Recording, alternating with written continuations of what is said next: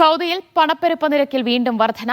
നവംബറിലെ കണക്കുകളിലാണ് വർധനവ്. വാർഷിക പണപ്പെരുപ്പ നിരക്ക് നവംബറിൽ 2%. 15 മാസങ്ങൾക്കിടയിലെ ഏറ്റവും ഉയർന്ന നിരക്കാണിത്. ജനറൽ അതോറിറ്റി ഫോർ സ്റ്റാറ്റിസ്റ്റിക്സ് പുറത്തുവിട്ട കണക്കുകളിലാണ് വീണ്ടും വർധനവ് രേഖപ്പെടുത്തിയത്. നവംബറിൽ അവസാനിച്ച കണക്കുകൾ പ്രകാരം രാജ്യത്തെ പണപ്പെരുപ്പ നിരക്ക് 2% എത്തി. 15 മാസങ്ങൾക്കിടയിലെ ഏറ്റവും ഉയർന്ന നിരക്കാണ് ഇത്.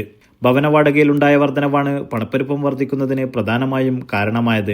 നവംബറിൽ രാജ്യത്തെ ഭവന വാടക നിരക്ക് 10.8% വരെ വർധനവ് രേഖപ്പെടുത്തി. ഇതിനു പുറമെ വെള്ളം, വൈദ്യുതി, ഗ്യാസ്, മറ്റു ഇന്ധനങ്ങൾ എന്നിവയുടെ വിലയിൽ 9.1% വരെയും വില വർദ്ധിച്ചു. എന്നാൽ ഗൃഹോപകരണങ്ങൾ, ഫർണിച്ചറുകൾ, റെഡിമെയ്ഡ്സ് ആൻഡ് ഫുട്വെയർ എന്നിവയുടെ വിലയിൽ 2.5% വരെ വിലക്കുറവും പോയ മാസത്തിൽ രേഖപ്പെടുത്തി.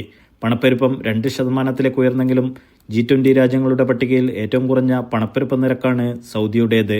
Naushad, media 1, Dammam.